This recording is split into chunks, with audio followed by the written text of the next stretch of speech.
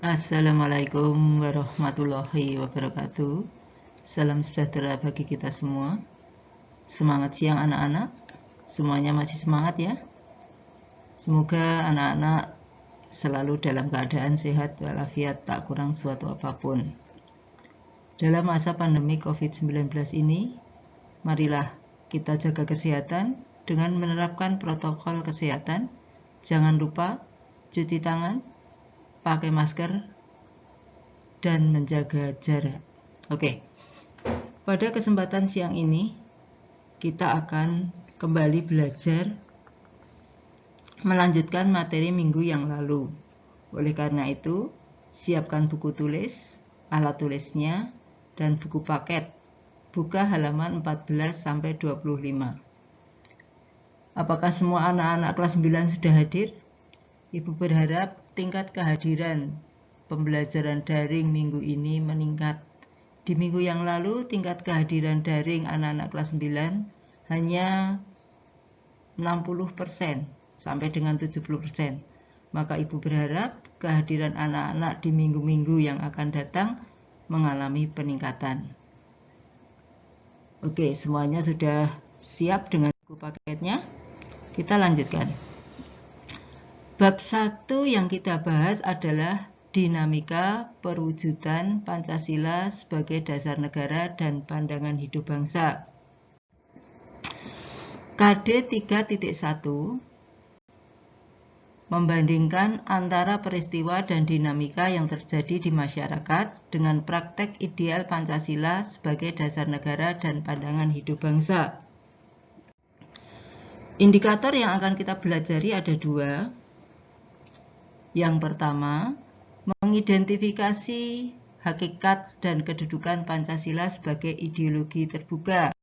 Sedangkan yang kedua, menampilkan nilai-nilai positif Pancasila dalam berbagai bidang kehidupan. Kita masih bicara tentang Pancasila sebagai dasar negara dan pandangan hidup bangsa. Pada minggu yang lalu, kita membahas tentang penerapan Pancasila dari masa ke masa, di mana pada masa awal berdirinya NKRI, Pancasila banyak mendapat cobaan, mendapat tantangan dari bangsa Indonesia sendiri, yaitu berupa pemberontakan. Antara lain ada pemberontakan PKI, kemudian ada PRRI Permesta, ada Andi Asis, kemudian juga ada RMS, dan yang terparah adalah yaitu pemberontakan G30 SPKI yang bertujuan menggantikan dasar negara Pancasila dengan dasar komunis.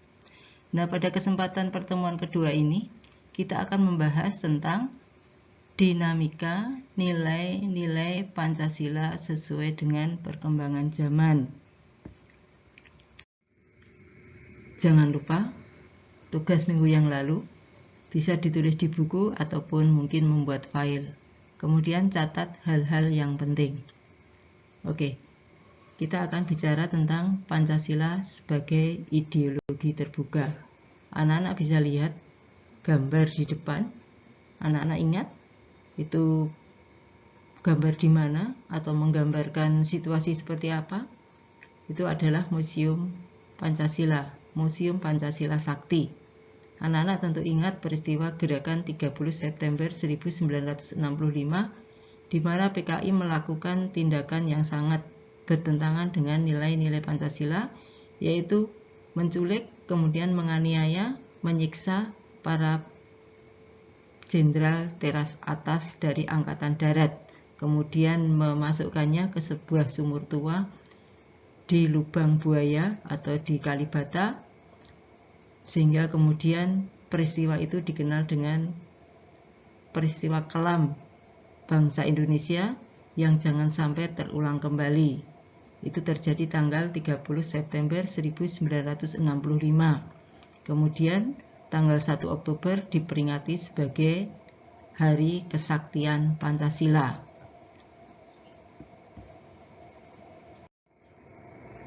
Peta konsep pada materi pembelajaran minggu ini, yaitu Pancasila sebagai dasar negara dan pandangan hidup bangsa. Kemudian hakikat ideologi terbuka, Kedudukan Pancasila sebagai ideologi terbuka yang meliputi nilai dan dimensi. Anak-anak tentu tahu apa itu ideologi. Menurut KBBI, Kamus Besar Bahasa Indonesia, ideologi adalah suatu kumpulan konsep bersistem yang dijadikan sebagai asas pendapat yang memberikan arah dan tujuan untuk kelangsungan hidup suatu bangsa. Nah, Pancasila sendiri juga sebagai sebuah ideologi. Berarti Pancasila juga merupakan sebuah gagasan yang diyakini kebenarannya untuk mewujudkan cita-cita bangsa Indonesia. Nah, cita-cita bangsa Indonesia sendiri anak-anak tahu dapat kita temukan di dalam pembukaan UUD 45 alinea yang keempat. Saya harap anak-anak ingat bunyinya ya.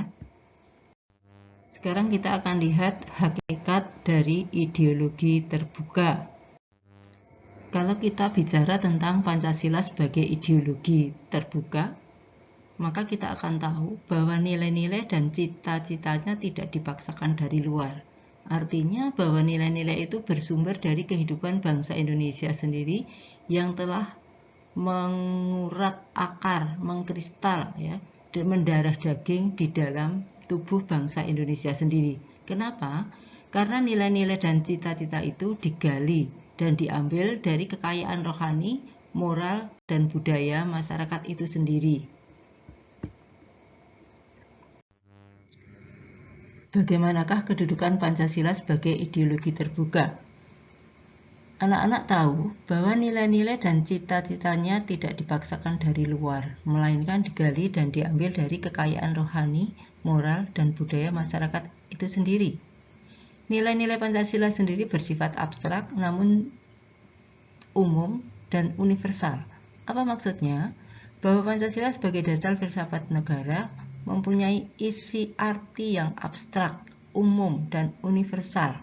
Maka secara logis bersifat tetap, tidak berubah, karena sifatnya yang tidak terbatas pada ruang waktu, jumlah serta keadaan tertentu dapat berlaku di mana saja, tidak hanya untuk bangsa dan negara Indonesia, juga bagi bangsa yang lain.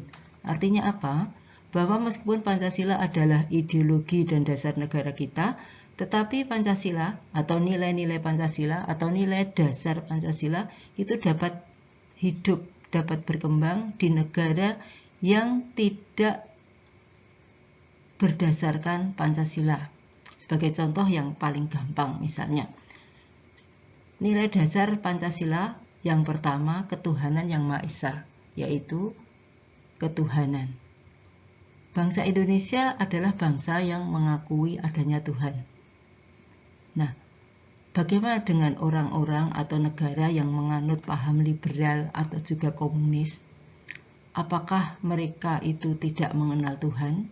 Apakah mereka itu tidak mengenal agama? Apakah mereka tidak mengakui adanya Tuhan?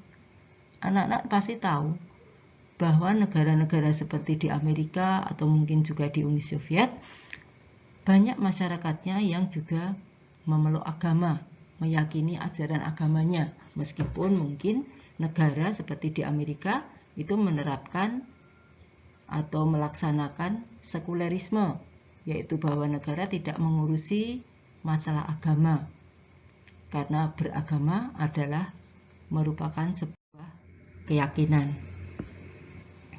Nah, sekarang akan kita lihat apa perbedaan antara ideologi terbuka dengan ideologi tertutup. Pancasila adalah ideologi terbuka, sementara untuk ideologi tertutup bisa kita lihat misalnya ada komunisme sosialis ya. Jadi negara-negara komunis atau negara-negara sosialis itu seperti Uni Soviet atau juga Cina, kemudian juga mungkin Kuba, Korea Utara ya. Di sini anak-anak bisa melihat ciri-ciri ideologi terbuka ataupun ciri-ciri ideologi tertutup. Silahkan kamu cermati, kemudian kamu lihat ya. Kemudian kamu bisa menyimpulkan apakah negara kita Indonesia ini menganut ideologi terbuka. Kemudian kamu lihat juga negara mana kira-kira yang melaksanakan ideologi tertutup. Silahkan nanti kamu tulis di bukumu negara-negara yang menganut ideologi tertutup. Kamu tolong sebutkan 5 negara saja. Ya, dikasih tanggal ya. Dikasih tanggal hari ini. Tanggal 27 Juli ya. Oke, itu tugas untuk saat ini. Kita akan melihat nilai-nilai Pancasila sebagai ideologi terbuka yang meliputi nilai ideal, nilai instrumental, nilai praksis dari Pancasila.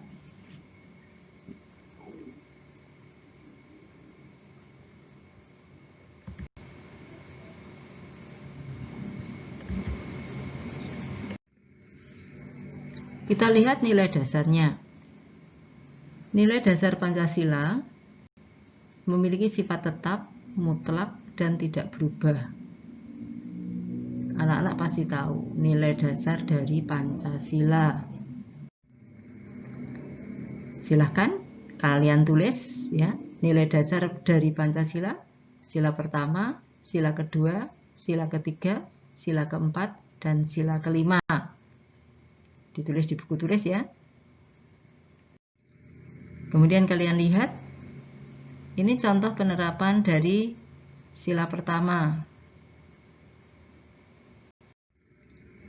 Anak-anak bisa melihat, kemudian bisa mengidentifikasi dari gambar tersebut, kira-kira itu adalah penerapan dari nilai dasar sila keberapa saja.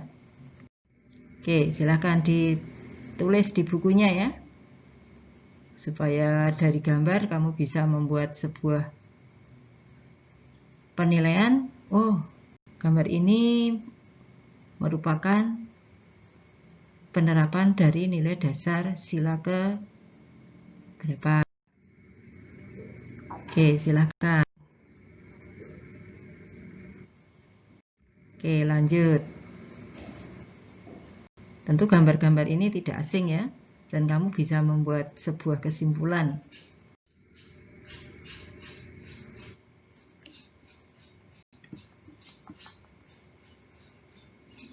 Ya, tidak ada yang kesulitan ya untuk menentukan gambar itu menunjukkan nilai dasar dari sila keberapa. Kemudian di depan kamu juga bisa melihat inilah simbol atau lambang dari Pancasila, yaitu sebuah tameng ya, pelindung.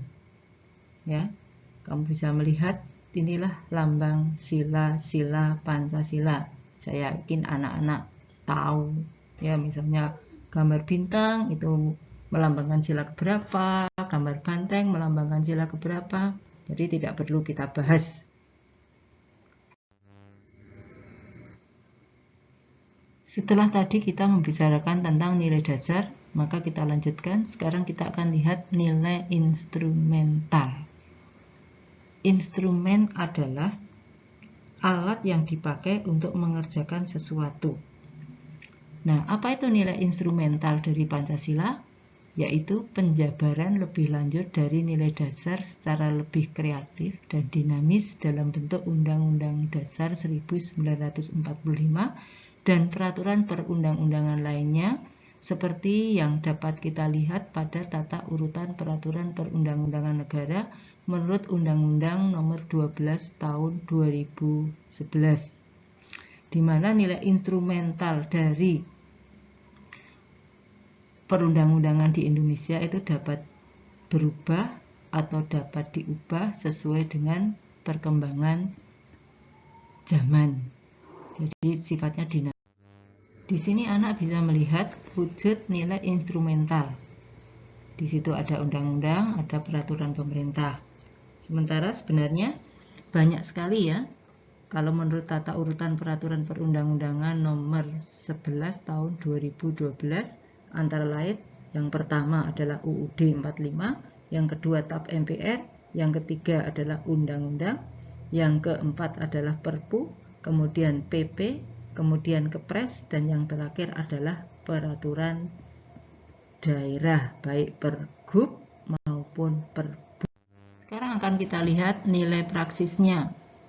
Mungkin praksis itu sama dengan praktis ya, atau bisa jadi adalah nilai yang diterapkan di dalam kehidupan nyata.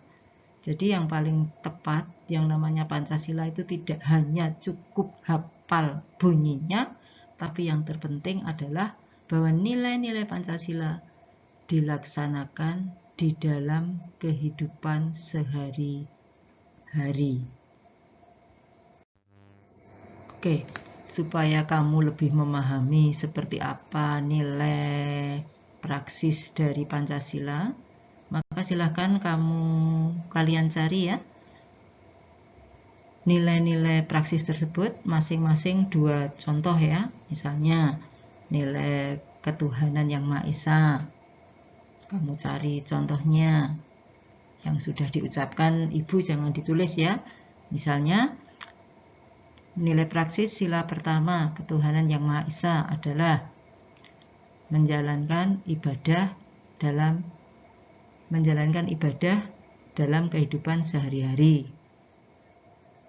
Kemudian kamu cari contoh yang lainnya lagi sampai dengan sila kelima, masing-masing 2.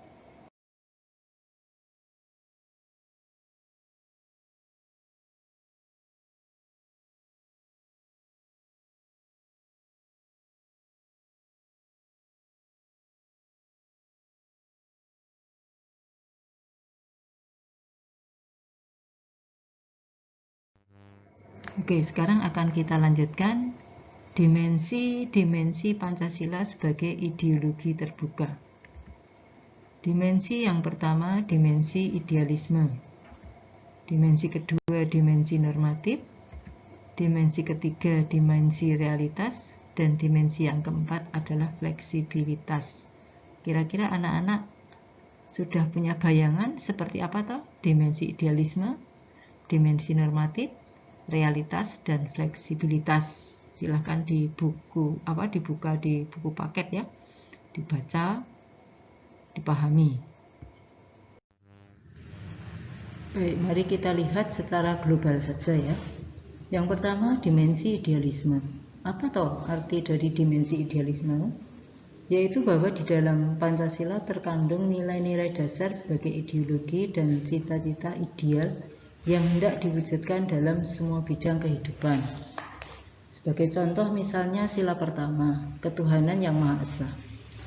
Maka di dalam UUD 45 pasal 29 ayat 1 dinyatakan, negara Indonesia adalah negara yang berdasar atas ketuhanan yang Maha Esa. Maka di situ jelas bahwa negara mengakui, mempercayai adanya Tuhan. Maka kewajiban kita sebagai warga negara adalah mengakui adanya Tuhan yang Maha Esa, termasuk juga misalnya untuk sila kedua, 3, 4, dan 5. Kemudian untuk dimensi normatif, artinya bahwa dimensi idealitas yang terkandung dalam Pancasila kemudian diajarkan dalam bentuk norma yang merupakan bagian dari norma kenegaraan. Misalnya sila pertama, ketuhanan yang Maha Esa. Maka kita sebagai manusia, sebagai warga masyarakat ya, haruslah mentaati aturan-aturan hukum yang berlaku. Termasuk juga misalnya di dalam keluarga, maka kita harus menghormati, menghargai orang tua. Tidak boleh bersikap atau berbuat yang kurang ajar ya. Tidak boleh berani kepada orang tua. Atau mungkin juga misalnya kita sebagai warga negara harus taat pada norma, aturan yang berlaku di dalam masyarakat ataupun negara. Contohnya, kita tidak boleh melakukan tindakan kejahatan seperti membunuh ataupun memakai narkoba. Kemudian dimensi yang ketiga yaitu dimensi realitas. Apa itu? Yaitu ideologi Pancasila memang mengakar di dalam kehidupan nyata masyarakat.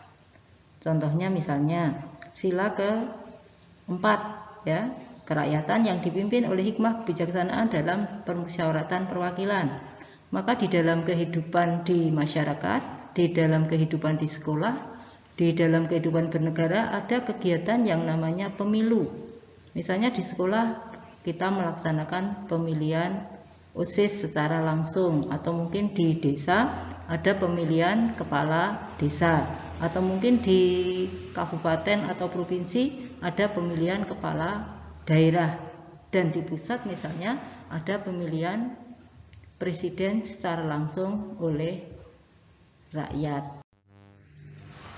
Dimensi yang keempat yaitu fleksibilitas. Artinya bahwa Pancasila sebagai sebuah ideologi memiliki keluasan sehingga mampu berjalan serta berkembang dengan pemikiran baru namun tidak kehilangan hakikatnya. Misalnya dicontohkan sila ke-1 ya. Dulu agama sebelum zaman tahun 98 agama yang berkembang di Indonesia ada 5. Tapi kemudian ketika Gus Dur menjadi presiden, maka kemudian ada agama baru.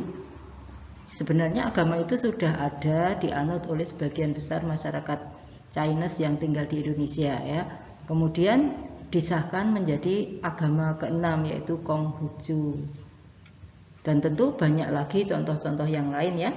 Misalnya kalau zaman dulu yang namanya sistem pembayaran lewat bank yang ada itu bank konvensional itu ya terbatas ya, yang sifatnya umum, misalnya BRI, BNI, Bank Mandiri ya, kemudian ada BCA. Tapi kemudian dalam perkembangannya ada misalnya bank syariah ya.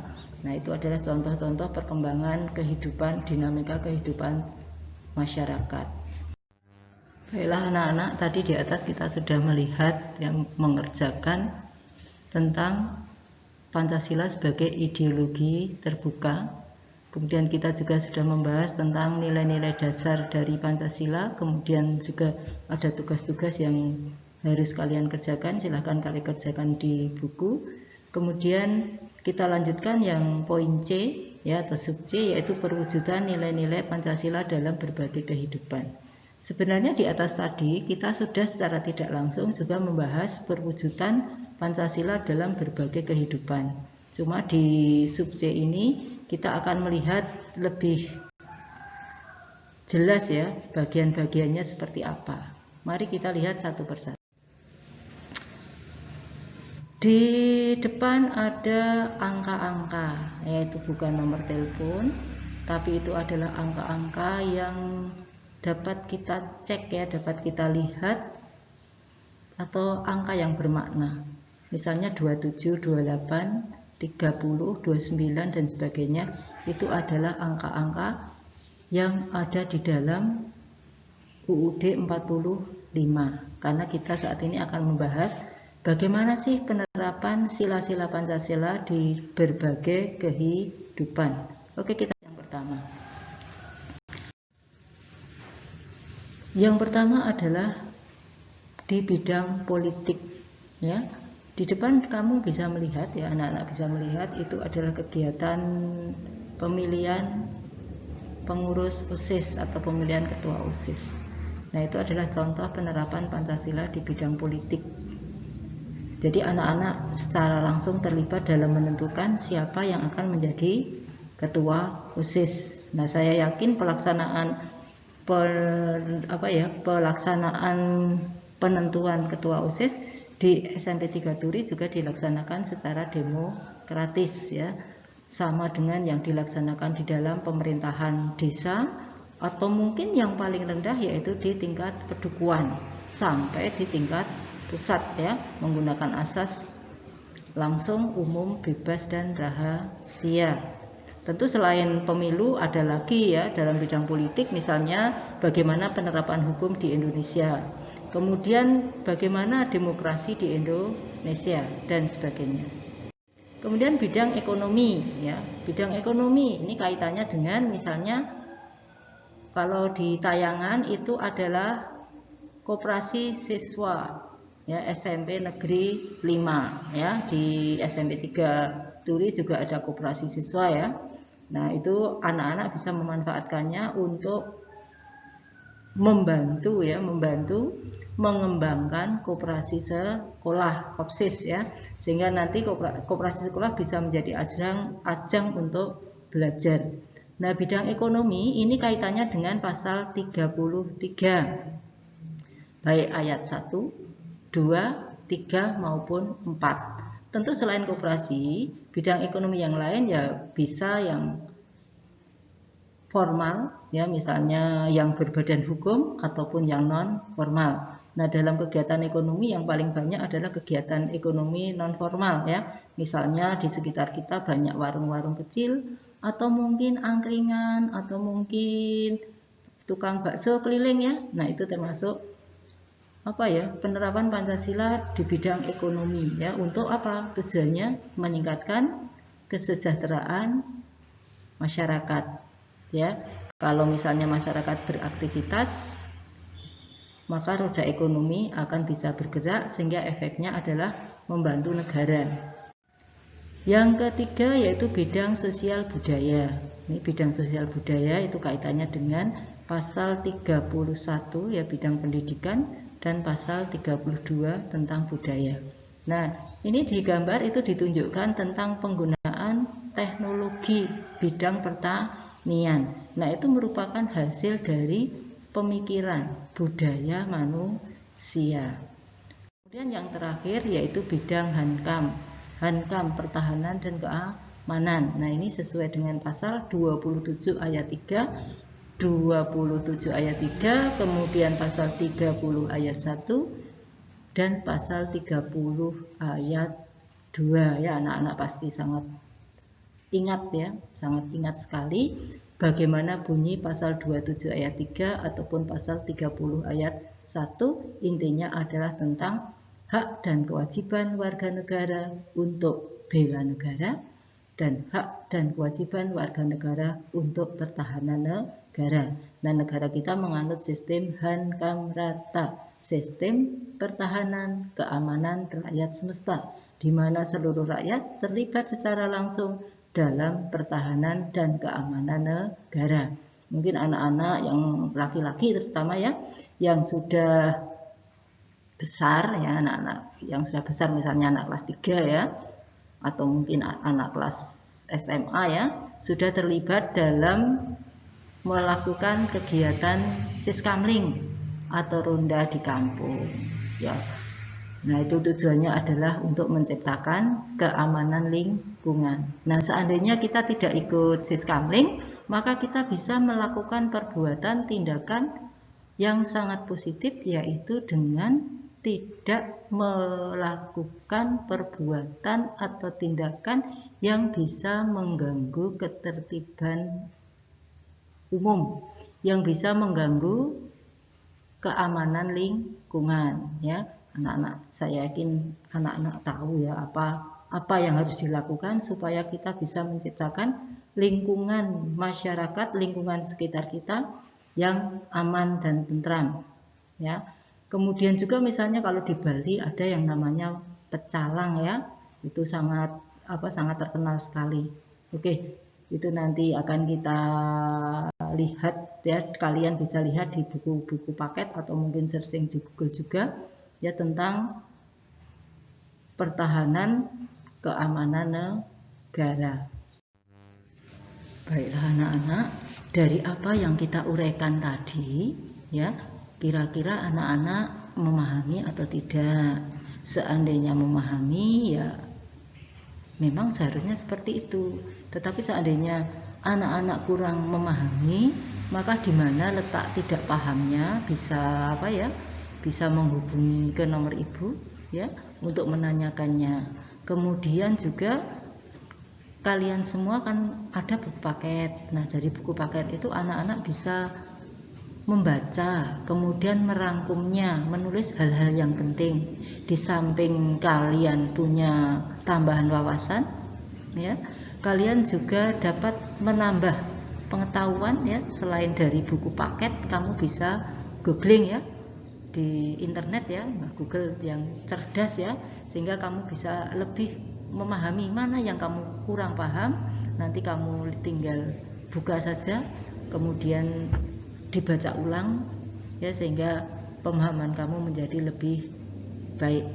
Oke, saya pikir itu saja ya untuk tugas-tugas tadi dari atas sudah ada ya, silakan dikerjakan, ditulis di buku, tulis saja ya, dikasih tanggal ya, dikasih hari, kemudian nanti akan kita lihat ya saat kalian akan masuk atau mungkin nanti ada jadwal untuk mengumpulkan, nanti akan diinformasikan kemudian. Mungkin sekian dulu ya, semoga apa yang kita pelajari hari ini dapat kita terima dengan baik, kemudian dapat memberikan manfaat juga bagi kita semua. Kurang lebihnya mohon maaf, saya akhiri. Assalamualaikum warahmatullahi wabarakatuh. Terima kasih.